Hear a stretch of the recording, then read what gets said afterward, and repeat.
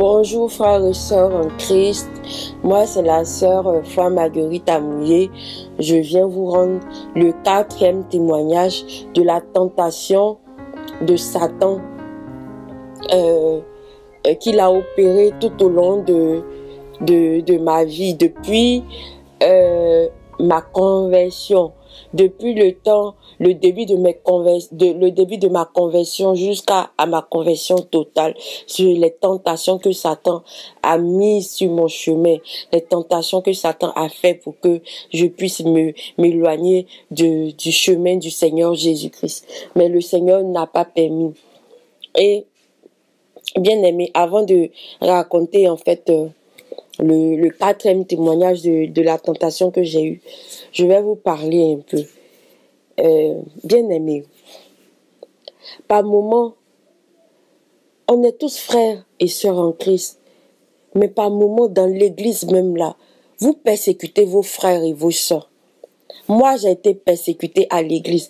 La persécution, par moments, on entend les gens persécuter. La vraie persécution vient de vous, enfants de Dieu. Peut-être vous ne vous rendez pas compte, mais la vraie persécution vient de vous, vous les enfants de Dieu. Vous qui vous dites chrétiens, vous qui dites que vous aimez Jésus-Christ, vous qui dites que vous êtes enfants de Dieu, filles de Dieu, fils de Dieu. La vraie persécution, par moment, vient de vous. Pourquoi j'ai dit cela? Moi, quand j'ai été convertie, quand j'ai décidé de suivre le Seigneur Jésus-Christ, je ne vais pas rentrer dans les détails, je vais juste vous donner un brin.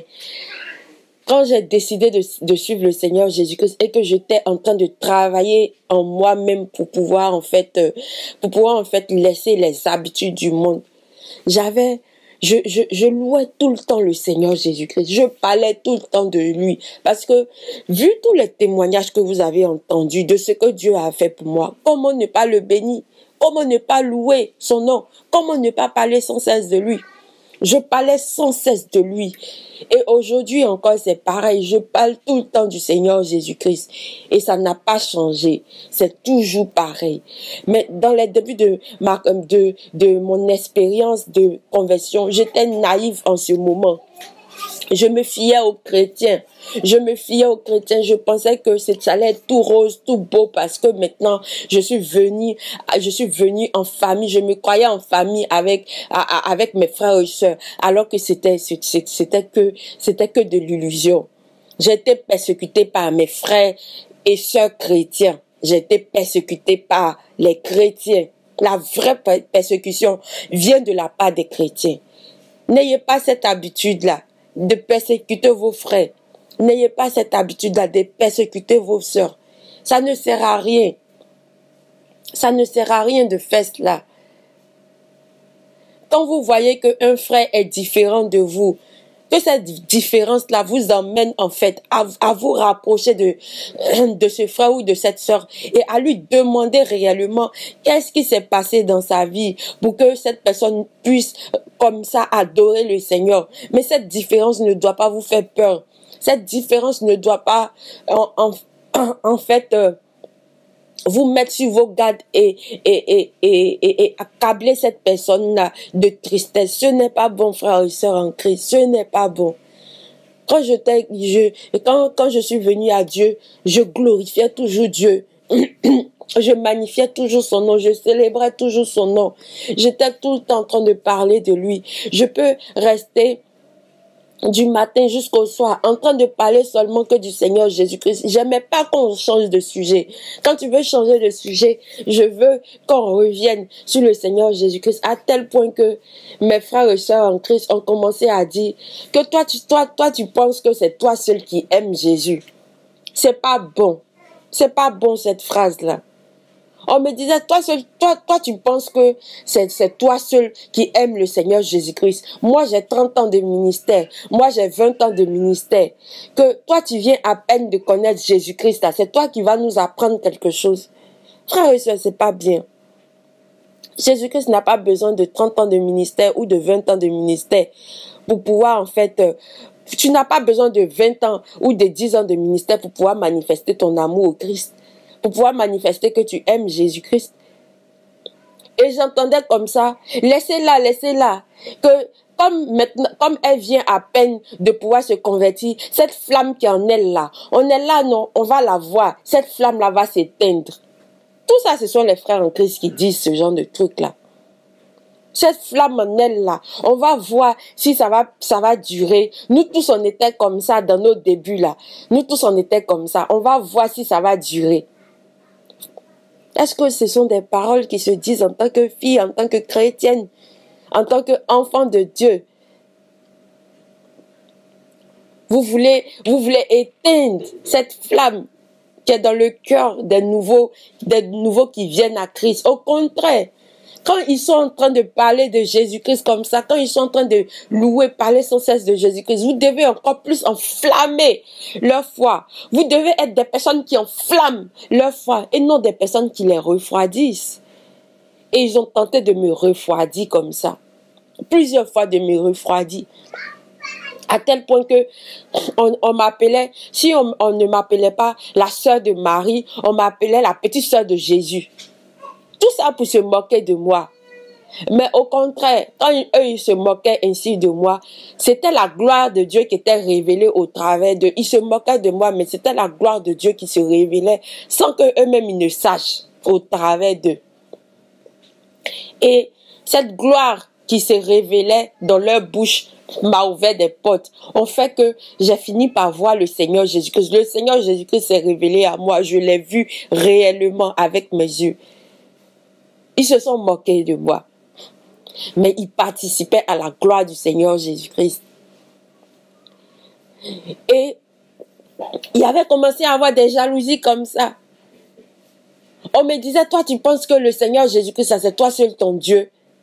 Tu penses que c'est toi seul ton Dieu, c'est nous tous notre Dieu. De toute façon, toi tu parles du Seigneur Jésus-Christ, tu penses que c'est toi seul qui es enfant de Dieu. Mais attends, bien-aimé. Est-ce que moi, je me dis, mais qu'est-ce qui se passe? Tu es enfant de Dieu. Il faut le montrer à tout le monde que tu es enfant de Dieu. Il faut que partout où que tu sois, tu loues, tu parles de lui. Tu parles de lui, tu chantes ses louanges, tu parles de ses grâces, tu parles de tout ce qu'il a fait pour toi. Moi, je ne peux pas parler, bien que j'entende des témoignages par-ci et par-là. Moi-même, je suis un témoignage vivant de tout ce que Dieu a fait pour moi. Dieu a fait tellement de choses pour moi. Donc, je ne pouvais pas me taire. Et aujourd'hui encore, je ne peux pas me taire. Je ne peux pas me taire. On ne peut pas dire qu'on est chrétien. Tout ce que Dieu a fait pour nous, on ne peut pas exprimer cela partout où on est. On cache cela. On cache cela. C'est quand on se retrouve en assemblée, quand on se montre chrétien. Mais partout autour de toi, que ce soit dans ton lieu de travail, partout, il faut montrer que tu es enfant de Dieu. Il faut montrer que ce que Dieu a fait pour toi là, tu ne peux l'expliquer. Il a trop fait pour toi. Il faut montrer cela. Et moi, c'est ce que je faisais. Je montrais à tout le monde ce que Dieu a fait pour moi. Et ça les énervait. Ils étaient tous jaloux. Ils étaient tous jaloux. Et moi, je me réclamais enfant de Dieu. Quand ils étaient jaloux comme ça, j'ai dit, je suis la fille de Dieu. Et je répétais avec foi, je suis la fille de Dieu. Je suis la fille de Dieu. Je suis la bien-aimée de Dieu. Je suis la bien-aimée de Dieu. Et quand je déclarais ces choses-là, ouah, ils étaient jaloux, tout jaloux. Mais attends, le ciel est ouvert pour nous tous. Les cieux sont ouverts pour nous tous. La grâce de Dieu est ouverte sur nous tous. Mais si tu déclares toi aussi ces paroles-là, avec foi, avec assurance, mais Dieu va venir à ta rencontre. Dieu va pas dire que parce que la bien-aimée Marguerite est en train de déclarer ces choses-là, donc Dieu ne va pas venir aussi à ta rencontre. Dieu est pour tout le monde. Mais il faut le déclarer. Faut le déclarer. Faut t'approprier. C'est-à-dire, faut dire que Jésus, là, il est pour toi. Il est pour toi. De cette même manière, quand tu possèdes quelque chose là, tu montres à tout le monde que c'est pour toi. C'est de la même manière avec Jésus, avec notre Seigneur Jésus-Christ. Il faut montrer que Jésus-Christ là, il est en toi. Il est pour toi. Il est ton Dieu. Et bien aimé, c'était en fait ça. Ils ont commencé à me combattre à cause de ça. Normalement, en tant que fille de Dieu, enfant de Dieu, normalement, pour quelqu'un qui vient d'être racheté, qui a cette fougue comme ça en elle, vous allez être content, vous allez réactiver, réanimer cette flamme-là. Mais vous voulez refroidir cette flamme-là en elle. Donc vous les chrétiens qui avez l'aspect, qui avaient l'aspect des personnes pieuses de l'extérieur à l'intérieur de vous, vous commettez toutes sortes d'actes pour pouvoir refroidir les enfants de Dieu qui sont enflammés, pour pouvoir refroidir cette étincelle, cette flamme de feu que Dieu a mis dans le cœur des personnes, dans le cœur de ces nouveaux enfants qui arrivent à lui, dans le cœur des nouveaux convertis. Ne soyez pas ces personnes-là. Ne soyez pas ces genres de personnes-là. Soyez des personnes qui mettent la flamme dans les nouveaux convertis. Moi, quand un nouveau converti vient vers moi, il me demande, je mets toujours la flamme en lui. J'active toujours cette flamme en lui, la flamme du Seigneur Jésus-Christ, le feu du Saint-Esprit. Nous devons être ces personnes-là. Pourquoi je vous ai parlé de cette partie? Pour que vous compreniez après la tentation que le diable va venir faire. Et je me rappelle que j'étais tout le temps triste parce que le Seigneur aussi, pendant ces temps, le Seigneur m'enseignait ce que je ne vous ai pas dit. Moi, ma conversion, tellement j'avais cette flamme dans le cœur pour le Seigneur Jésus-Christ, et que même mes dévanciers, ceux qui avaient 20 ans, 30 ans de ministère, même ces dévanciers-là, ils ont commencé à éprouver une certaine jalousie envers moi.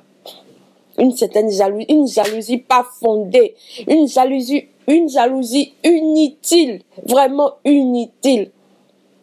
Et comme ça, j'entendais par exemple ces paroles-là, que toi qui étais dans le monde, tu as fait toutes les bêtises du monde, et aujourd'hui, en même temps que tu viens au Seigneur, en même temps le Seigneur commence à te parler ainsi, en même temps le Seigneur commence alors que ils ne prennent même pas le temps de savoir ma relation antérieure avec Dieu. Parce que j'avais cette relation intérieure avec Dieu. Depuis mes 5 ans, mon adolescence, ça continuait. Dans mes péchés, ça continuait. Le Seigneur était toujours là. Il me montrait qu'il était là. Le début de ma conversion, ça continuait. Jusqu'à présent, ça continue. Ils n'ont même pas, ne cherchez pas à juger un enfant de Dieu. Si vous ne connaissez pas sa relation avec Dieu, son intimité avec Dieu, ne prenez pas une habitude religieuse pour faire une loi universelle pour tous les enfants de Dieu. Parce que tous les enfants de Dieu, le Seigneur ne se manifeste pas à tous les enfants de Dieu de manière pareille. Il y en a d'autres qui ont visité le ciel. Le Seigneur les a pris, ils sont allés visiter le ciel. Le Seigneur leur a montré tout ce qui est dans le ciel. Pour cela, vous allez dire que c'est faux? Non! Il y en a d'autres, le Seigneur leur a révélé tout ce qui se passe dans leur pays. Le Seigneur les a établis pour prier pour leur pays. Vous allez dire que c'est faux? Non! Il y en a d'autres, le Seigneur montre beaucoup de choses. Le Seigneur montre des choses incroyables. Le Seigneur montre des choses. Vous allez dire que c'est faux? Non. Chaque personne a cette intimité avec Dieu. Dieu veut se révéler à chacun de nous. Mais c'est nous-mêmes qui ne sont pas, nous-mêmes qui sont distraits. Je ne sais pas si ça se dit. Nous-mêmes, nous avons le cœur éloigné. Nous avons le cœur éloigné, nous avons l'esprit éloigné. Sinon, de cette même manière que le Seigneur s'est révélé à Marguerite, de cette même manière, le Seigneur peut se révéler à toi, mais d'une différente manière, et même d'une manière plus glorieuse encore. Il faut demander cela au Seigneur, mais il ne faut pas dire non. Le Seigneur ne peut pas dire ça par une habitude religieuse. Ce n'est pas bon, frères et sœurs en Christ. Remettons-nous en question. Remettons-nous en question. Ayez cette intimité avec le Seigneur pour que le Seigneur aussi vous révèle des choses. Nous sommes tous enfants de Dieu. Et donc, pendant cette période-là où personne ne voulait, j'avais constamment des visions. Personne ne voulait m'écouter. Quand je partais vers eux pour leur dire, voilà ce que Dieu m'a révélé. On me dit, toi encore. Personne ne voulait m'écouter. Et je me suis retranchée. peu à peu sur moi-même. Je me suis retranchée peu à peu sur moi-même. Et j'étais triste. J'étais triste. J'ai commencé de plus en plus à être triste. Triste dans mon coin. Et je me rappelle bien que, comme j'avais tout le temps les visions, le Seigneur me parlait. Et moi, j'étais toute naïve. Je partais leur expliquer cela. Quand je partais leur expliquer cela, ils se moquaient de moi. Même le responsable même, celui même qui m'a dit, je vais te montrer comment suivre Dieu d'une autre manière. Il m'écoutait pas. Il se moquait de moi. Lui-même, il était le premier à dire que c'était faux. Il était carrément sur cela. C'est faux. Et moi, je lui disais toujours, mais je viens te dire quelque chose. Essaye de mettre cela en prière. Essayons de demander à Dieu. Si moi qui suis nouvelle convertie, c'est moi qui lui dis cela. Essaye. Quelqu'un qui a plusieurs années de ministère, c'est moi qui viens lui dire cela. Essaye de mettre cela en prière, frère. Essaye de mettre cela en prière pour que le Seigneur révèle vraiment sa volonté. Mais il était automatique, carré. Il ne voulait rien entendre. Il ne voulait même pas aller demander au Seigneur quoi que ce soit. Il disait automatiquement, c'est faux. Il disait que c'était faux. Et ça me refroidissait. Quand ça me refroidissait, quand je venais dans le secret, plus ils faisaient cela, plus le Seigneur me parlait. Plus le Seigneur me parlait. Et je me rappelle une fois, j'avais besoin d'enseignement parce que plus je voyais, plus le Seigneur me parlait au travers des songes, plus les gens s'éloignaient de moi. Et donc, ceux qui étaient mes guides, qui devaient me guider, qui devaient m'aider à comprendre la parole de Dieu, personne ne faisait plus rien pour moi. Et j'étais livrée à moi-même. Et je me rappelle qu'il y avait quelque chose que je ne comprenais pas. J'ai approché ce frère-là pour lui demander que je ne comprends pas. Il me dit comme ça, va demander à ton Dieu. Tu n'as pas dit que Dieu te parle en vision. Va lui demander. Il n'a qu'à t'expliquer cela. Alors qu'on ne met pas Dieu au défi. On ne met pas Dieu au défi. Et le Seigneur Jésus-Christ a commencé à me parler, à pouvoir m'enseigner. Je vous le dis. Pour d'autres, vous allez dire c'est faux, mais c'est cela. Moi, j'ai été enseignée par le Seigneur Jésus-Christ tout le temps en vision. Pendant toute ma conversion, pendant tout le temps de ma conversion. Le Seigneur descendait de son trône pour m'enseigner la Bible. Quand il m'enseignait la Bible, soit par moment, puisque moi je ne connaissais pas la Bible, il ne me donnait pas les versets, mais il me donnait des paroles qui étaient contenues dans la Bible. Et il m'enseignait dessus. Il m'enseignait dessus. Et quand le Seigneur m'enseignait, les choses étaient si claires. Les choses qui semblaient si compliquées dans le monde, c'était si clair. C'était si merveilleux.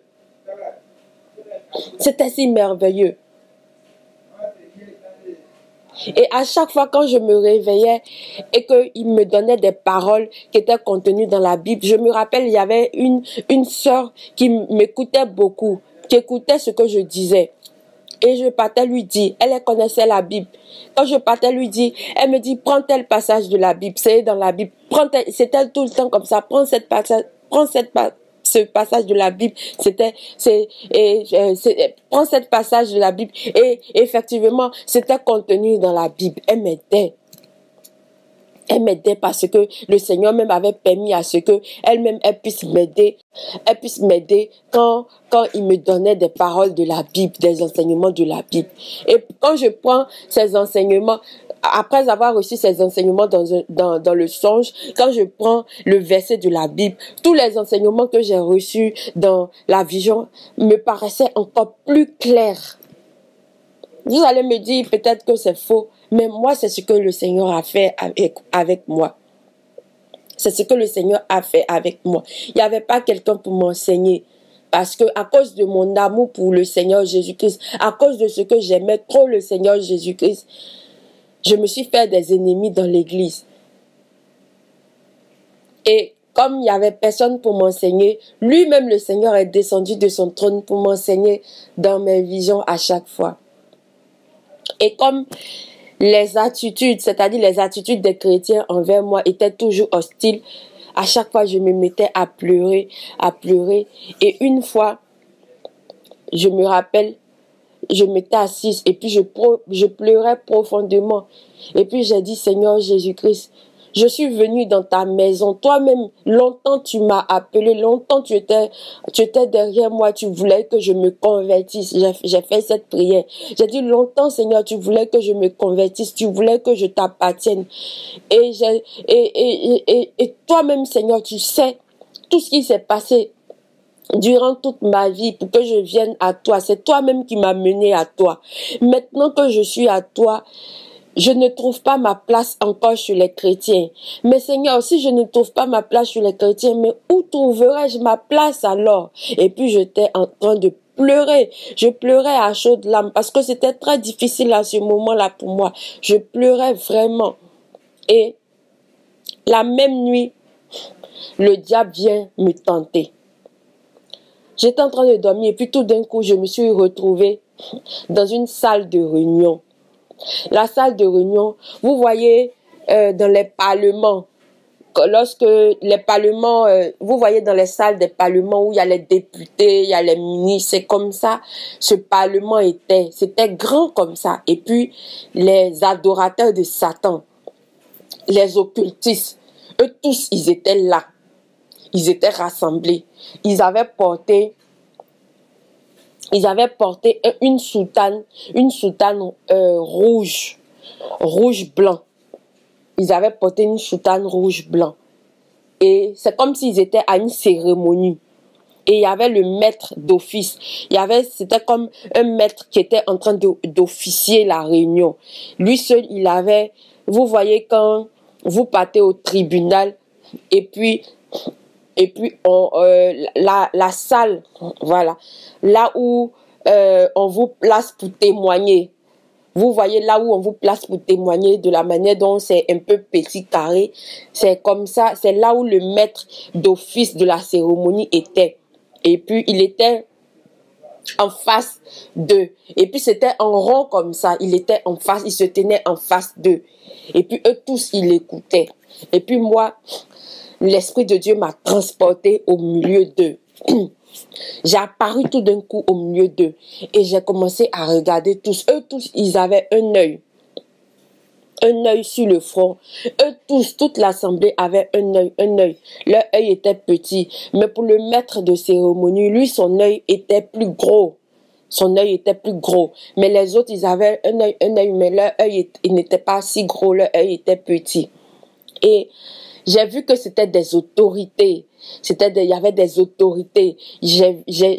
Dans mon esprit, je pouvais les reconnaître dans mon esprit, mais dans la réalité, c'est comme si dans mon esprit, j'avais la connaissance que c'était telle personne. Mais dans la réalité, je les ai jamais vus. Mais dans mon esprit, le Seigneur me mettait la connaissance dans mon esprit et je savais exactement qui c'était. Mais ce dont je me rappelle, c'est que je sais que il y avait des footballeurs, il y avait des ministres, il y avait des autorités de tous les pays. Ils étaient tous rassemblés. Et le maître de cérémonie a pris la parole quand j'ai apparu soudainement au milieu d'eux. Il me demande, es-tu prête maintenant à régner ton Dieu? Quand il a dit, es-tu prête maintenant à régner ton Dieu? Je les ai tous regardés tout d'un coup. Et puis j'ai dit, non, jamais je vais régner mon Dieu. Jamais je vais régner mon Dieu. Jamais je vais. J'ai crié tout le temps. J'étais en train de crier en répétant, jamais je vais régner mon Dieu. Jamais je vais régner mon Dieu. Et quand j'ai dit ça, eux tous, ils se sont levés de leur siège. Ils se sont levés de leur siège. Et puis eux tous, ils ont accouru vers moi pour pouvoir me faire du mal. Et puis l'Esprit du Seigneur m'a enlevé au milieu d'eux. J'ai disparu tout d'un coup au milieu d'eux. Et puis je suis revenue à moi. Quand je suis revenue à moi, la nuit, là, je me suis réveillée. J'ai commencé à demander pardon au Seigneur Jésus-Christ parce que c'est la parole que j'avais dite. La parole est puissante. C'est ce jour-là que j'ai compris que tout n'est pas bon à être dit. Même si on est dans la souffrance, même si les choses sont pénibles, il y a des paroles qu'on ne doit pas dire. Nous devons nous garder de ne pas prononcer des paroles. C'est très important. Gardons-nous de ne pas prononcer des paroles lorsque nous sommes tristes parce que ces paroles agissent. C'est ce jour j'ai compris que le pouvoir est aux langues, aux langues de la parole. Je ne sais pas si c'est comme ça se dit. Le pouvoir est à la langue de la parole. Vous comprenez? Tout ce que vous dites par la parole est dangereux. Ça finit par se réaliser. Et donc, ce jour, j'ai demandé pardon au Seigneur d'avoir dit que je ne trouvais pas ma place parmi les chrétiens. Je lui ai demandé pardon d'avoir dit cela. Je lui ai demandé pardon. Et quand je lui ai demandé pardon, le lendemain, le Seigneur m'est apparu.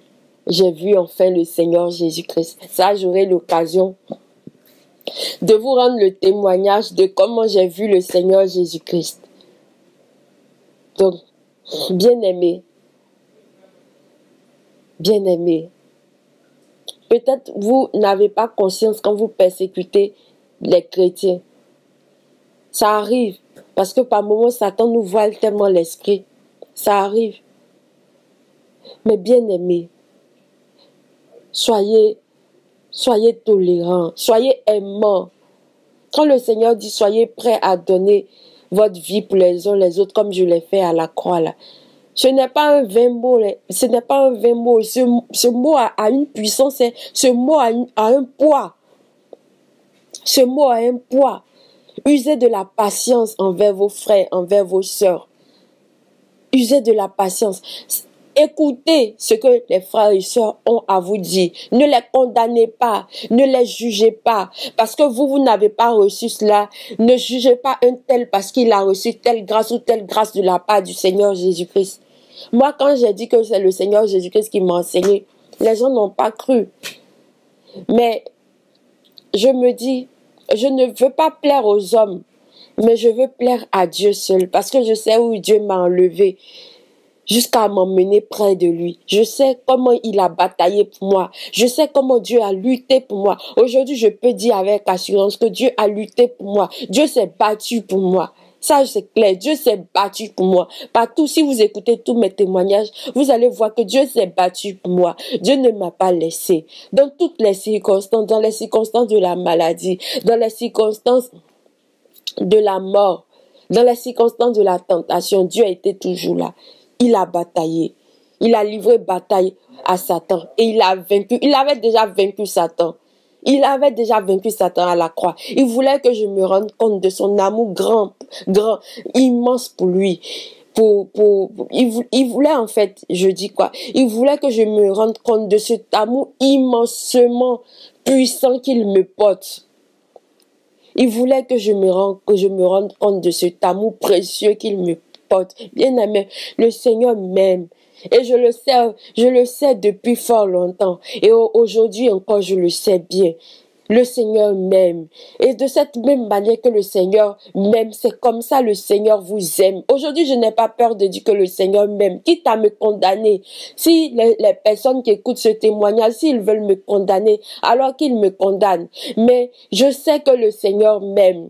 Pas plus de une fois, deux fois, trois fois. Il m'a délivré plusieurs fois. Moi, j'ai eu plusieurs chances dans ma vie. Je n'ai pas eu une chance, ni deuxième chance, ni troisième. J'ai eu plusieurs chances dans ma vie. Et donc, c'est pour cela que je dis le Seigneur m'aime. Et le Seigneur a manifesté sa grâce dans ma vie. Il a manifesté sa bonté. Il a manifesté son amour pur pour moi.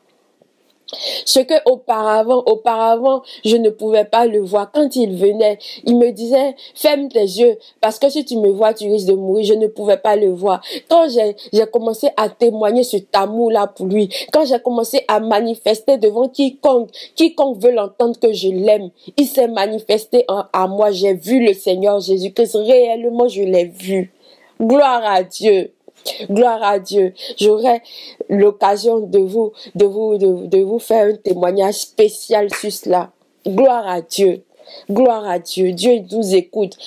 Plus on manifeste notre amour, notre attachement avec Dieu, plus on veut le suivre, plus on mène une vie de sanctification, plus on mène une vie de privation de beaucoup de choses, plus la gloire du Seigneur Jésus-Christ va venir à nous.